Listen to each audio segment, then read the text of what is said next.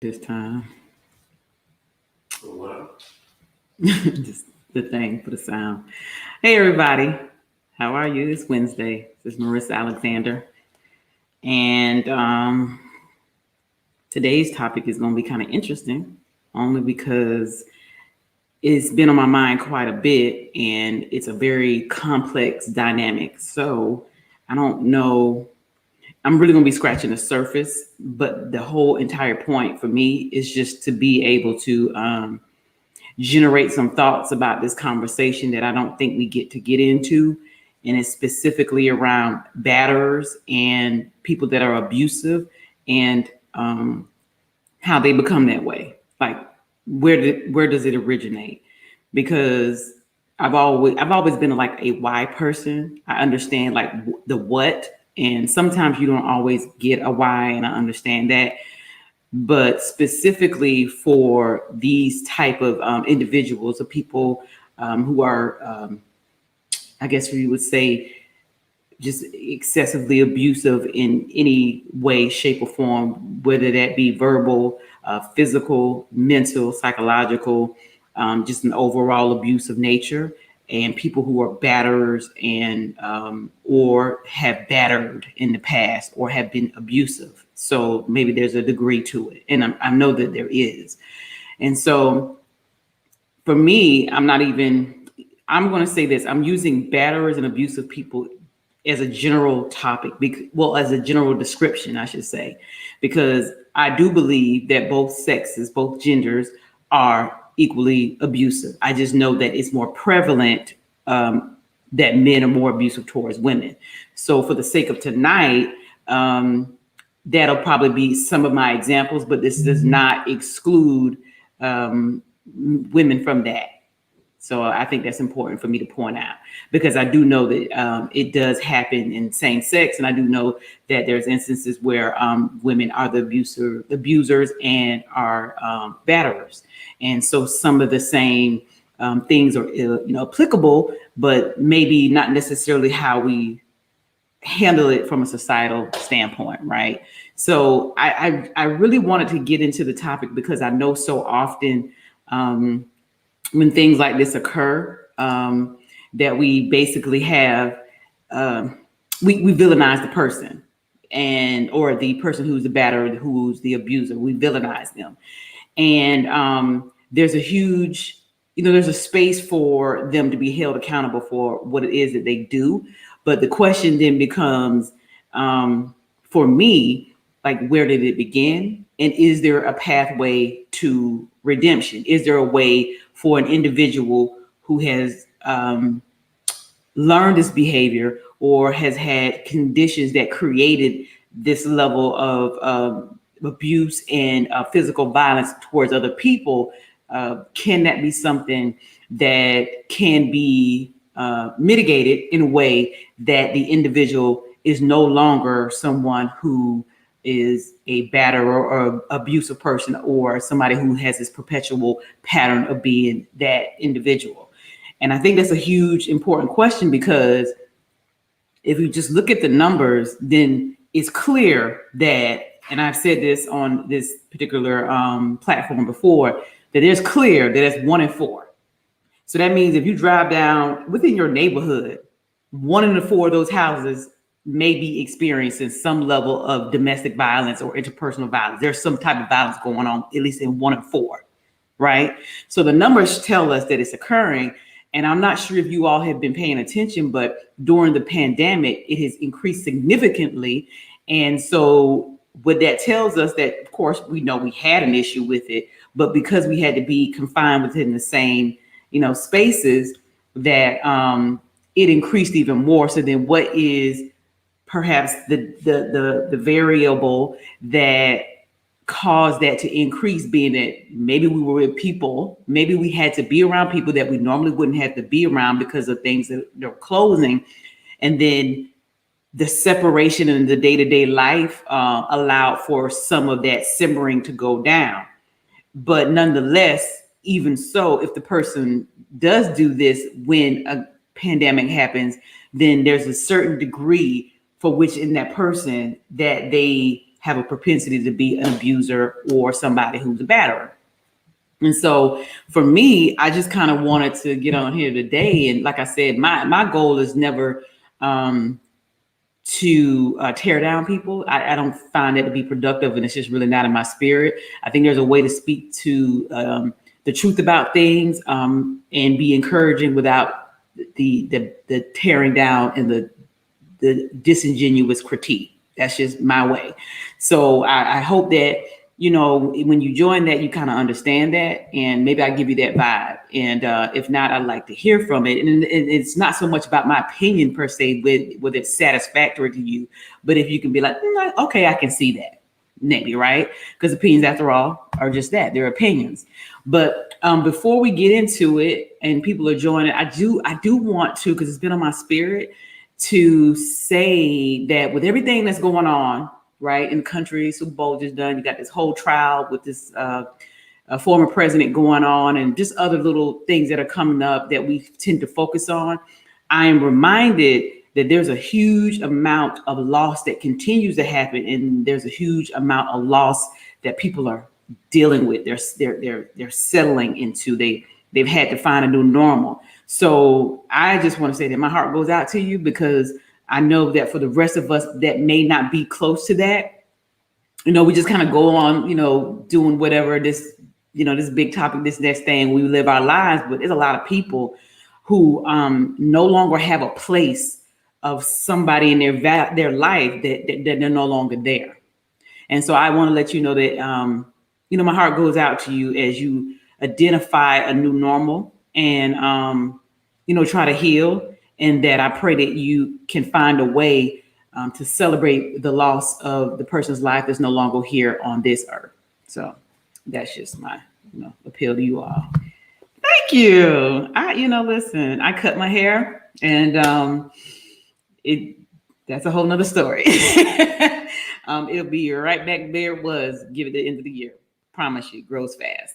So the question I have, and I'm going to ask you all, and I'm going to be looking for your feedback based on your experience, because I think we all know somebody that we be like, you know, we know that they get down like that, or we know we've heard get down like that, meaning that they're a violent person, that somebody who's, you know, constantly having either fights with people or genuinely towards a specific gender, always have something going on in that way. So my question is, how does a person become someone who's abusive or a batterer?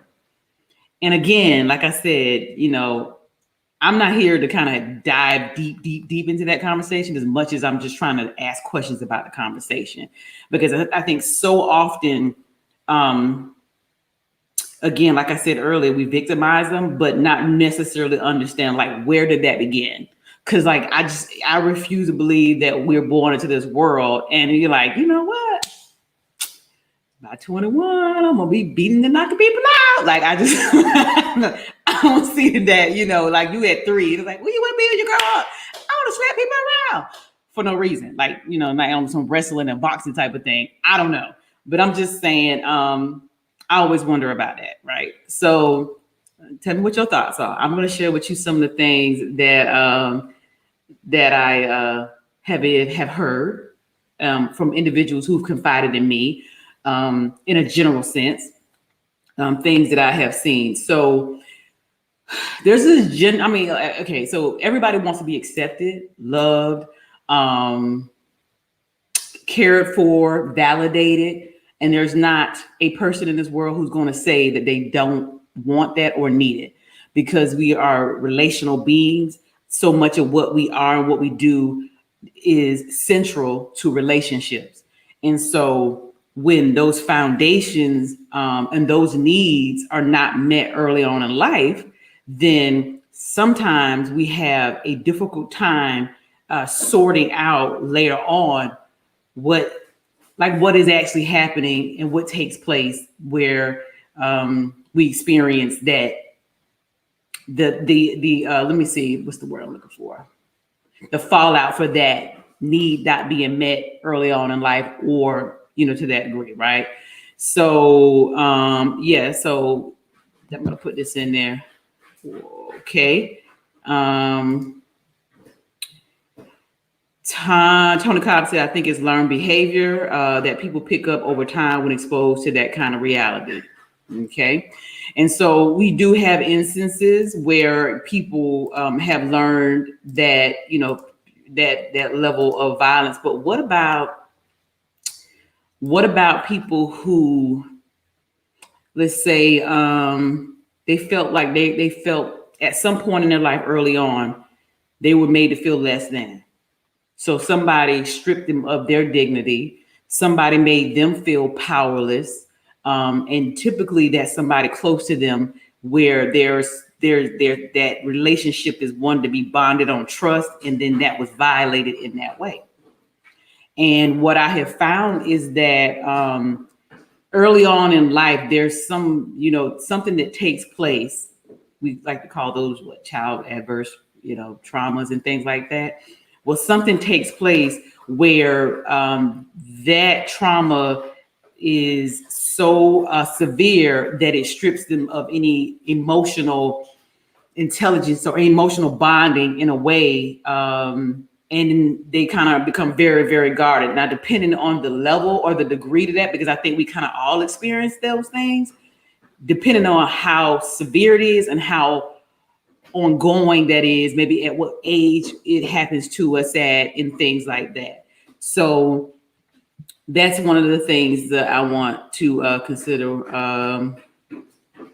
That's true. So here's the thing. I think Takesha was saying that some of us have to learn how to care more about ourselves. Okay, but where was that first displayed? So if the people that are close to you, i.e. your parents or the person who's your caregiver, has invalidated you, made you feel that you aren't important, that you are somehow, less than, then sometimes people grow up in life and they exhibit or they mimic that learned behavior onto other people, because in their mind, that's a way of exerting some level of power over somebody else, right? So then that's like that learned behavior. And the truth is, because they never really were instilled with that care about themselves or that love about themselves, it's very difficult for them to do that, to extend it to somebody else. Come get this cat. I'm sorry, y'all. Come get the cat, please. So the other thing is just the inner sense of powerlessness, where they feel like they are intact in some type of way. So that there's something takes place where it's like the rug has been pulled up on it from underneath their feet. And that continues to be something where they don't feel like they got their bearings. They don't have their grounding because they can't trust, because the power has been stripped. So they feel powerless or have felt powerless, continue to grow up in a chaotic state where they have no power. And then the only way that they can get or feel like they have power is by creating that overcompensation, by exerting that external power on to somebody who's weaker or more vulnerable. Some people do it to their partners. Some people do it to vulnerable people. Some people do it to their children. And so then if you're doing that to your children, sometimes that cycle continues. And that's just one of the things I was thinking about. Y'all let me know what you think about that. Well, sure. So there are people who, Andre says, I've seen some who were abused and ended up becoming abusers. Yeah, because that's learned behavior. So that's like that cycle of violence that we're talking about. But I will say this, there's also people who, because I think it's worth mentioning, that see that, grow up in it, and like under no circumstances am I going to do that, because I know how it made me feel. And I don't want my kids to experience that, because that absolutely does happen. And there's generally a population of people who are just not inherently violent. And let me be very clear, because I'm going to say this, Black people are not inherently violent. That's one thing I want to be very clear about. Also want to be clear about, in no way do I want to, emasculate or strip people, specifically man, of their manhood or people of their dignity. These are just things that we must talk about, no matter how uncomfortable they are, because we will see more of it. And what we have is a generation, a community of people in cycles of violence. and it's tearing us, breaking us down. So if we look at the person at the after effect, and we're not having conversations about, okay, sure, this person victimized somebody, but at some point they must have more than likely been victimized themselves. And it does not excuse the behavior, but it does give an explanation. And maybe people can have more honest conversations about how to reach and heal that particular person in some form of therapy or counseling, some form or pathway to healing, so that we're not just disregarding people and locking them up for the rest of their life. The other piece of that is that people then have to react to those people and then have to be killed. So that's kind of where I'm coming from, because as a mother, and it's just as a woman, if the numbers are 1 or 4, and I have at least a father, a brother, a son, some uncles, then that would give you just 1 or 4 right there. And as much as I love them, I wouldn't want them to do that to anyone. I wouldn't want it to be done to them. But what's more important is if in fact it does happen, we don't throw away our family members. Like some of us don't. Like, I hope you don't. But we don't throw away our family members. God forbid it was my son. I'm always love my son. That expression of mother's love. But it's the truth. So what is the pathway back to redemption? Do we allow for people to be dishonest and say, there was a degree, which is my next topic. There is a degree to which I was someone who exhibited these behaviors early on in my youth. And then I matured, things happened, or I outgrew it, or whatever the case may be. And we got to give people the space for that. And let me tell you why that's so important. Because there's people out there who don't necessarily have an avenue, especially in this age of expressed perfection, to have a safe environment to be able to say things and express things and share things without judgment and really get help. Like for real, really get help. And so that's important to me because I am completely fallible.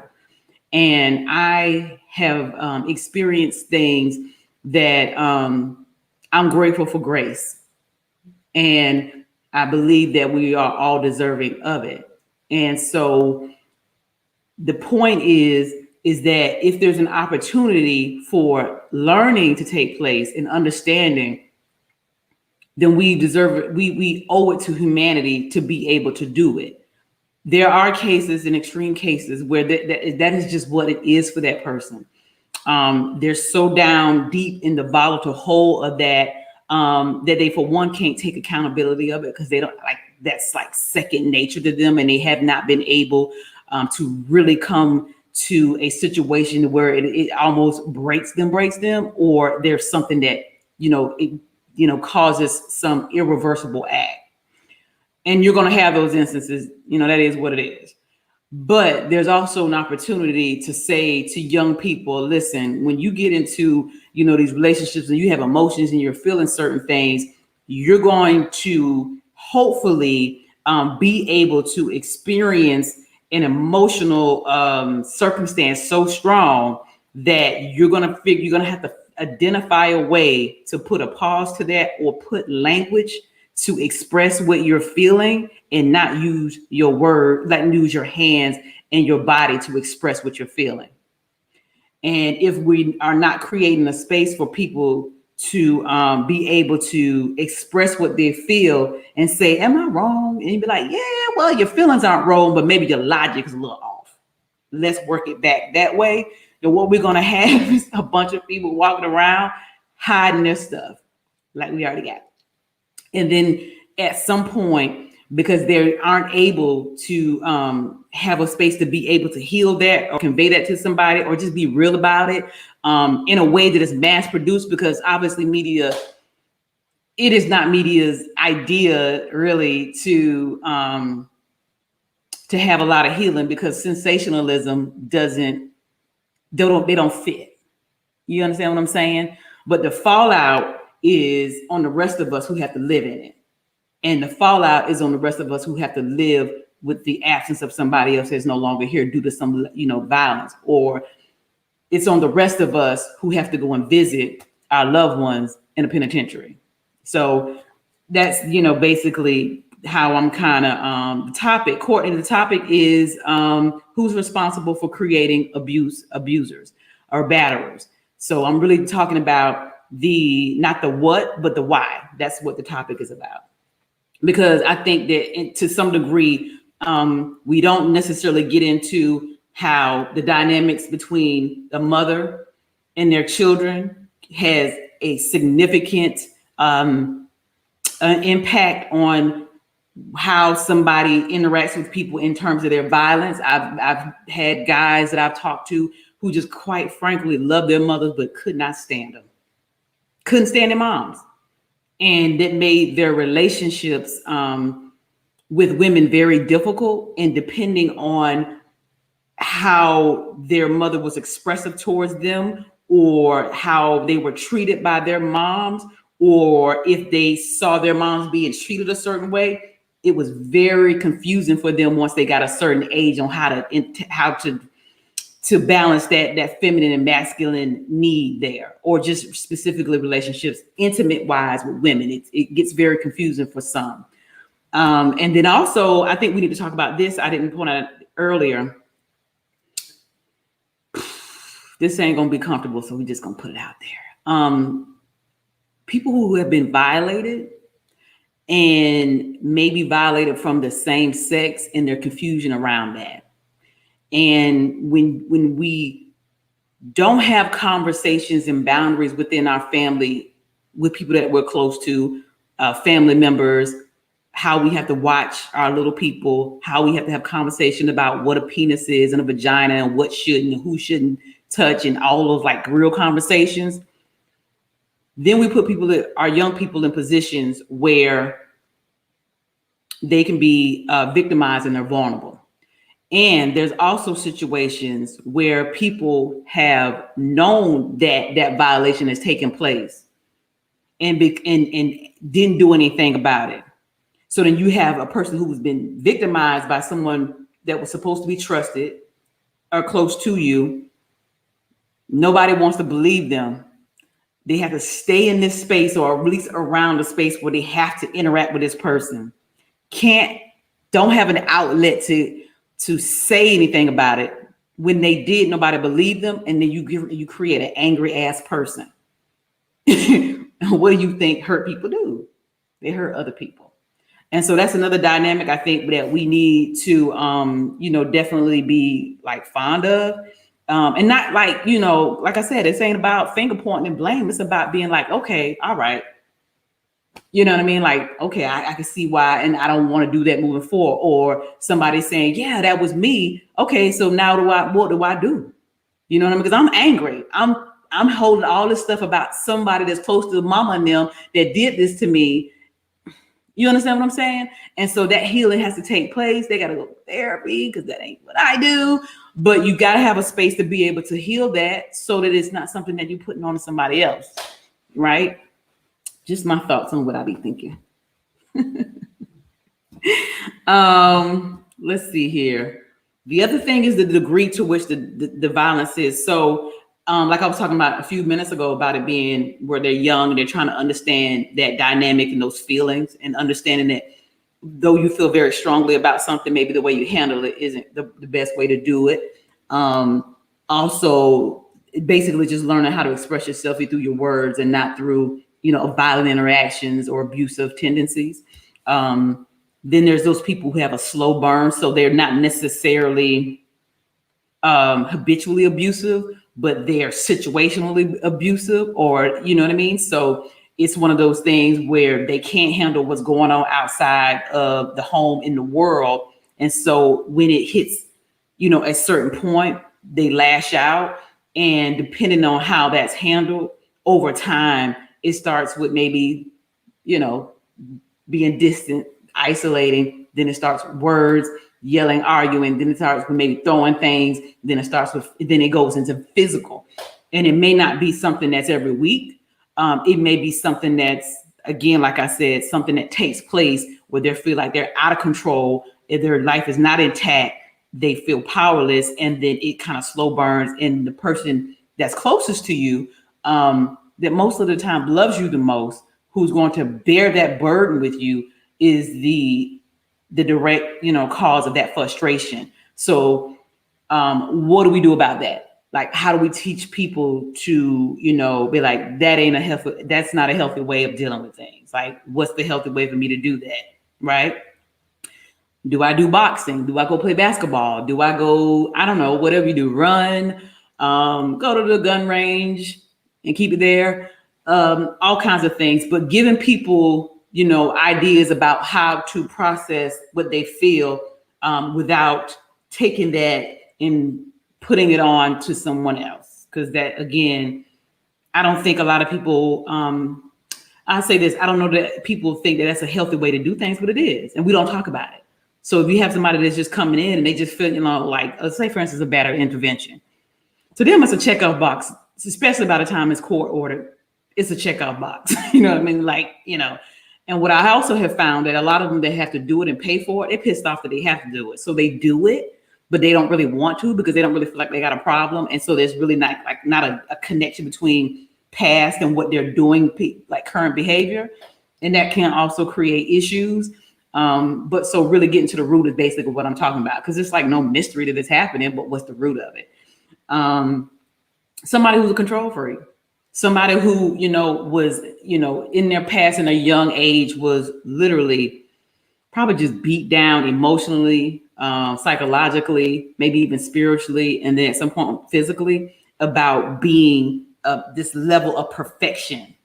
You know what I mean? Like, like you have to be, and somebody's like, like they have this complete control. And then at some point when they grow up, they are in intimate relationships where they're pretty much doing that same thing. And the minute that person is pretty a vicious cycle with that. So it's like you have this need to control.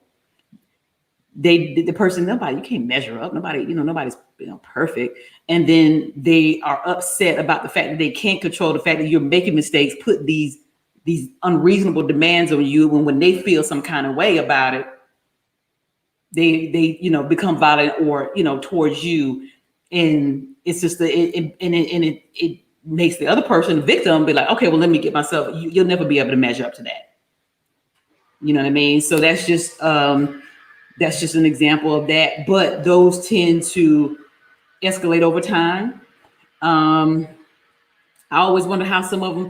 This is another question. How are some people able to contain it? That's a whole nother conversation. Because people be like, oh, they got a temper. No, they don't. They got a temper on somebody that they can take it out on and not get caught. Because we know that typically you're not going to take it out on somebody who is your equal or has a 50-50 chance of, meeting you with that, or it could land you in jail or, in criminal justice system, or that's going to mess with your money. And so, you tend to be able to turn it off. So we know that exists as well. I always talk about that, but it's not, to me, an issue of your temper and anger management. It's just the not having consequences. And although we could all share responsibility in something, not every one of us are going to be accountable for that, because there's a difference between responsibilities and accountability. And so when people have been able to get away with being able to hide it and do it in certain environments in front of certain people, as opposed to not being able to do it, to me, all that does is get worse until at some point you can't contain it. It always happens. It never fails. A lot of people have like just two different personalities based on what I was saying, like the outside person, like, oh, they're so charming, and then when they're at home, everything that they've carried throughout the day where they feel less than, not adequate, don't measure up, maybe had to take some hits at work where they couldn't vent that frustration. So they come home and the target of that is the individual. So that they're closest to, that they live with, they're intimate with. So I'll say this. I think that the control freak is also somebody who, I think we all have this tendency, but back to the topic, it's like this tendency to control the things that scares us the most. So I'm gonna give you an example. If what scares me the most is that you're gonna cheat on me, or if what scares me the worst is that you're gonna break my heart from doing something that, I'm gonna try to control your move, every move you got. Every move you do, I'm gonna be questioning everything, and it's gonna be placed on you my internal fear. And a lot of the times that projection is very dangerous, and it's unhealthy. And so to live in that level of fear of trying to control something can be very suffocating. And so people live with that too. Just the thought. But I do know that I know these topics aren't like popular, and when I come up here and do these, it's not always. I go back and forth, and what I mean by that, like I go back and forth on how I want it to land, because I really like getting into the meat of things, because otherwise, if we stay at surface level, we're just not going to put a dent into like really trying to make progress on things that we know is tearing us down. And I'm not naive to think that I will be gone off this earth at some point, and it will be some, violence and so on and so forth. But I'm completely okay with being the person that people will talk to about these things, and allow, even if it's just one person, male or female, to be like, and there's a pathway to pivot towards a way of acknowledgement, understanding, and then healing. And so if it isn't but one person, then I'm cool with that, because maybe it's just a matter of having that, you thinking it out loud. But if we have to give, space to those things on a consistent basis, because by the time we see something that's bubbling up and it's big, it's so isolated, and we're like, oh, that one thing. But people are living in this hell every day, and people are dying every day, and people are getting locked up every day, and there's motherless and fatherless kids being sucked into a system based on violence every day. And so I will be remiss to, as uncomfortable and unpopular as it is to have these conversations, not to do it. So I'm just keep doing it. I am working on developing things specifically based on where I feel that there's a lack in this conversation. And I really like for it to be very real conversations. We can't be antiquated about this stuff. We got to be real about it. And so that's my overall goal. That's all I got, y'all. I appreciate y'all joining me. Thank you for listening to me ramble on about these things. I'm very, very passionate about this.